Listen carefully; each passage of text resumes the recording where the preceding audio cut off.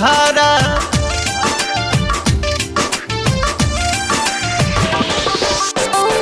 तू ही धरवले बाड़ा प्यार वाला रोग हो। लाइव हथ कड़ी तो हर बिगड़ल संग